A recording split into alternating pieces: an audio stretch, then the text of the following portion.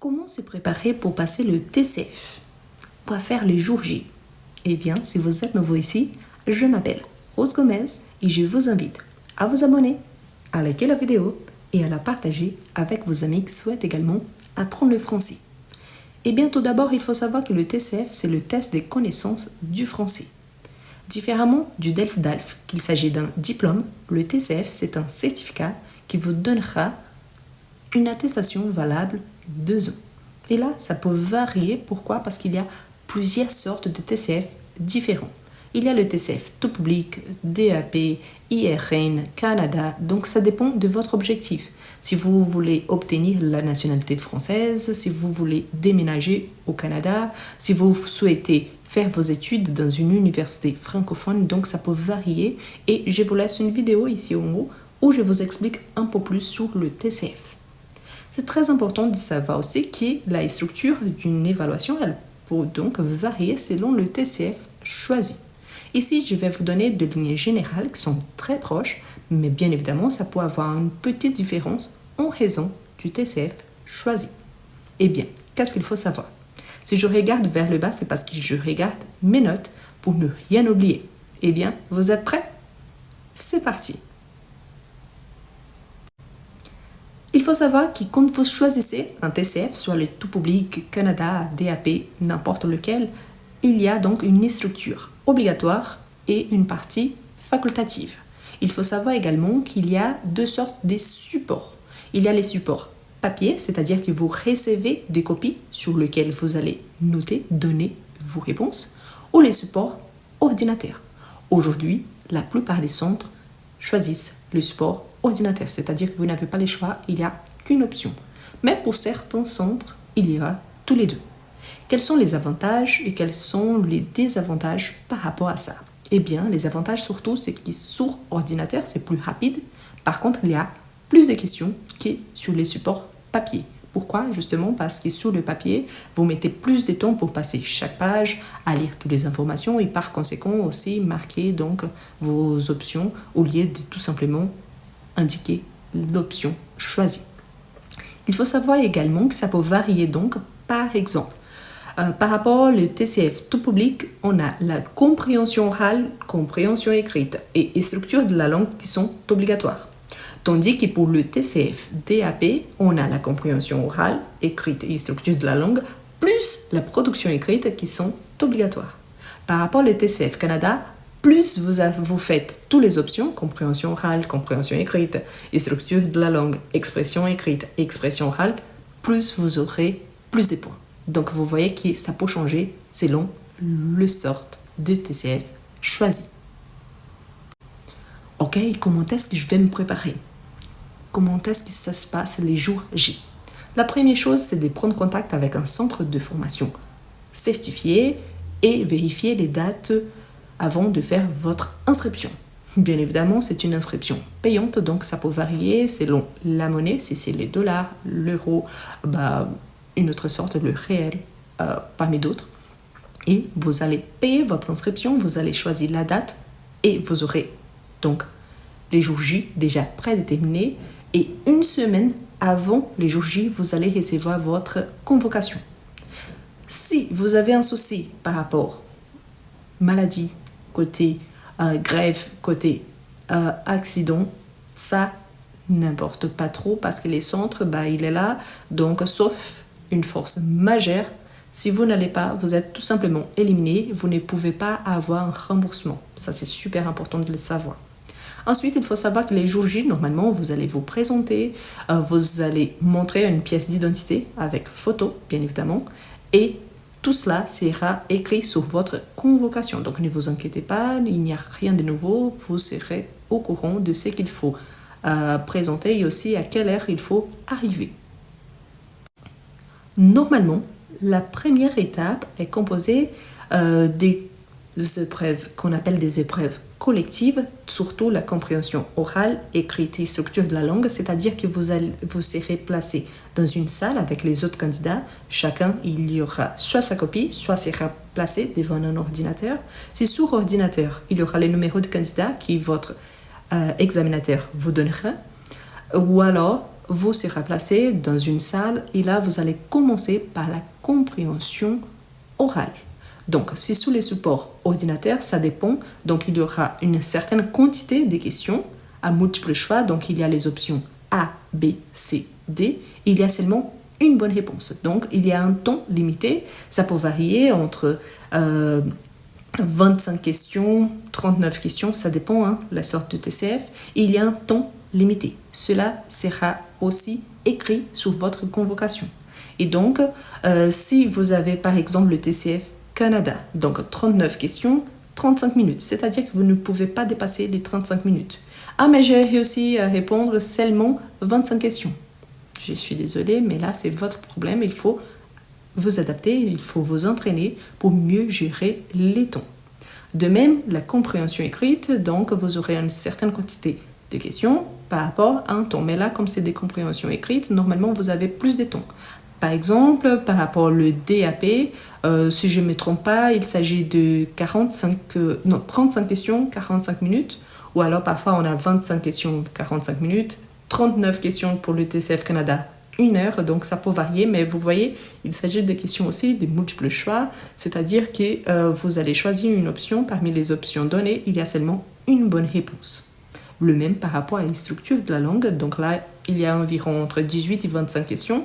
Il y a un temps délimité, mais là, normalement, c'est par rapport à la connaissance de la structure de la langue, de la grammaire, de ponctuation, parmi d'autres. Finalement, on a l'expression écrite, qu'on connaît surtout avec le nom de production écrite, qui est composée des 3 tâches. Donc normalement, on a une première tâche, c'est une rédaction d'un message pour décrire, raconter ou expliquer, adresser à un ou plusieurs destinataires dont le statut a été précisé dans la consigne. La plupart des temps, c'est un ami, une personne que vous ne connaissez pas ou quelqu'un de la famille. Et normalement, la première tâche, il y a environ 40 mots. C'est le niveau A1. Ensuite, on a la tâche 2, une rédaction d'un article, d'un courrier, d'une note. Donc normalement là, c'est au niveau A2. C'est des récits du quotidien. Il y a normalement une fonction ou un objectif. Et minimum 120 mots, maximum 150 mots. Donc, c'est le niveau A2, voire B1. Et finalement, on a la tâche 3. Là, c'est la tâche la plus difficile. Normalement, on a 2 documents. Vous allez lire les 2 documents. Le premier, vous allez donner votre avis. Donc, il y a à peu près entre 40 et 60 mots. Et la deuxième tâche, il y a donc le deuxième document, un avis à donner, donc entre 80 et 120 mots. Donc vous voyez qu'à la fin, on a entre 160 jusqu'à 250 mots. C'est pour ça que c'est un peu plus difficile. Donc l'objectif, c'est d'associer les deux et surtout de respecter les temps, parce que les temps que vous aurez sera pour les 3 tâches. Donc pour la tâche numéro 1, numéro 2 et numéro 3. Même s'il s'agit de TCF différents, par exemple tout public ou Canada, il y aura les 3 tâches. Il faut les répondre. Pourquoi? Parce qu'il va vous montrer à l'examinateur surtout, si vous connaissez bien la langue, si vous êtes capable d'écrire un petit texte. Et là aussi, si vous êtes capable de vous exprimer en passant du niveau A1 au niveau A2, en arrivant au niveau B1, voire B2. Et si vous avez pris toutes les compréhensions plus expression orale et écrite, la dernière étape, c'est l'expression orale. Et finalement, on a la partie orale, l'expression ou production orale. Je vous rappelle que pour chaque TCF, il y a des spécificités. Par contre, l'essence générale, c'est le même. De toute façon, vous aurez les spécificités dans le manuel du candidat. En général, l'expression orale, elle est composée des 3 tâches. Tout d'abord, vous serez invité à accompagner les examinateurs. Ça se passe les jours J même. Donc le matin, normalement, on a les expressions de compréhension orale, écrite et structure de la langue et production écrite. Et l'après-midi, vous aurez vraiment déjà choisi les créneaux, l'heure correspondante à votre passation à l'oral. Donc, il faut savoir également que votre entretien sera enregistré. L'examinateur vous avertira depuis le départ, car c'est une façon de prouver que tout ce qui a été dit au long de l'entretien n'a pas été manipulé. Donc, il y aura vous face à l'examinateur avec l'enregistrement de cet entretien-là. Au départ, on a donc la première tâche qu'il s'agit d'un entretien dirigé. Normalement, il y a une durée de 2 minutes et demie maximum. Donc là, il n'y a pas de préparation. L'objectif, c'est que le candidat fait preuve de sa capacité à échanger avec une personne qu'il ne connaît pas. Dans ces cas-là, l'examinateur. Il s'agit juste de la présentation. Donc, vous allez vous présenter, parler un petit peu de vous. Vous allez peut-être poser une ou deux questions par rapport à l'examinateur. Parfois, une question très courante, c'est est-ce que je dois vous voyez ou tutoyer l'examinateur? La plupart du temps, comme tout le monde qu'on ne connaît pas, on va les vous voyez. Par contre, à partir de la deuxième tâche, donc l'examinateur, il va vous donner un exercice d'interaction. Et là, vous pouvez, donc selon la situation, par exemple, vous parler à un ami. Donc, vous pouvez explicitement poser la question. Est-ce que je peux vous tutoyer, car il s'agit d'un ami? Et là, l'examinateur, c'est une question assez courante, donc l'examinateur va vous expliciter s'il faut utiliser vous ou tu. Il n'y a aucun souci. Donc, si vous hésitez, vous posez la question. Si vous savez qu'il s'agit d'un ami, d'un membre de la famille, donc vous allez tutoyer directement cette personne. Donc, la deuxième tâche, normalement, il y a une durée entre 2 à 4 minutes pour certains TCF. Pour d'autres, par exemple le TCF DAP, il y a une durée de 5 minutes et demie. Donc, plus la durée, elle est longue, là, vous pouvez avoir 2-3 minutes pour vous préparer. S'il s'agit d'une passation assez rapide, donc il n'y a pas de préparation. Quel est l'objectif de cette tâche-là? Donc, le candidat fait preuve de sa capacité à obtenir des informations dans une situation de la vie quotidienne courante. Donc là, les statuts de l'interlocuteur et du candidat sont précisés dans la consigne. Vous savez exactement les rôles que vous allez jouer. Si vous êtes vous-même, si vous êtes un commerçant, si vous êtes un client, si vous êtes un médecin, si vous êtes un pharmacien. Donc vous savez exactement les rôles que vous allez jouer et de même celui de l'examinateur. Donc ici, par exemple, imaginons que vous avez un nouveau voisin et vous allez vous présenter, vous avez perdu votre chat, donc vous le cherchez, vous rencontrez un petit enfant, donc vous parlez avec lui, vous êtes le parent qui a été appelé par un professeur, vous êtes le professeur d'un élève et vous avez appelé le responsable. Il s'agit donc d'un petit jeu de rôle. Donc ici, vous pouvez, si nécessaire, prendre des notes s'il y a ces temps de préparation. Sinon, vous allez parler directement. Parfois, il y a certains centres qui autorisent que le candidat prenne des notes. Comme ça, il ne va pas oublier ce qui a été dit. Mais là, c'est une chose que je vous conseille d'être très... Du coup, il faut faire attention parce que si vous prenez des notes, normalement, vous perdez du temps. Donc là, peut-être soit mieux de ne pas prendre des notes. Mais c'est à vous de choisir. Et finalement, on a la troisième tâche. Normalement, c'est l'expression d'un point de vue. Les temps, normalement, c'est de 4 minutes et demie jusqu'à 6 minutes maximum. Et là, l'objectif de la tâche, c'est le candidat fait preuve de sa capacité à parler de manière spontanée, continue et convaincante en répondant à une question choisie par l'examinateur.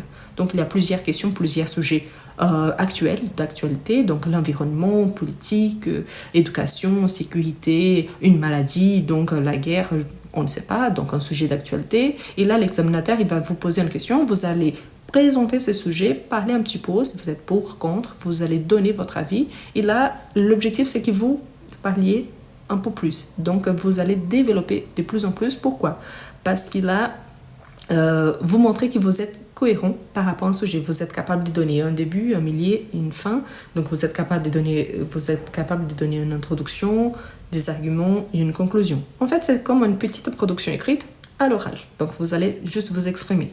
Et dans cette épreuve, vous êtes évalué par rapport à la façon dont vous parlez de vous-même, de l'environnement, de votre famille, de votre entourage. Si vous êtes pour ou contre quelque chose, donc donnez votre avis si vous êtes d'accord ou pas. Vous êtes pas en accord avec quelque chose, si vous êtes capable de poser des questions adaptées à un sujet, si vous êtes capable de vous présenter et présenter de façon détaillée un sujet. Donc, vous voyez là que c'est très très proche de ce qu'on a vu auparavant. Ce qui est le plus important, dans tous les cas, indépendamment de la sorte de compréhension, c'est la compréhension orale, écrite, production orale ou écrite, il y a un temps à respecter. Par contre, si vous êtes prêt, donc là, il n'y a pas de souci. Je sais qu'il faut gérer le stress, donc oui, c'est normal. On est angoissé parce qu'on ne sait pas, on a beaucoup d'espoir par rapport à ce qu'on obtiendra ou pas. Donc, oui, je comprends ça, mais ne vous inquiétez pas, c'est plus simple de ce que vous imaginez pour l'instant. Et en plus, sachez que l'examinateur, il fera le possible pour que tout se passe très très bien. Donc je vous souhaite bonne chance, bon courage. Si vous êtes en train de vous préparer, si vous commencez maintenant, je vous invite à regarder les playlists. Il y a cours de français live enregistrés, donc il y a plein de lives complets avec tous les tons verbaux, toutes les explications. Il y a des playlists de textes, il y a des playlists de tests, il y a des playlists de vocabulaire, il y a des playlists de prononciation. Donc je vous invite à les regarder. Bon courage, bonne passation. Et après, revenez pour me laisser en commentaire quel a été votre résultat. Merci beaucoup et à la prochaine!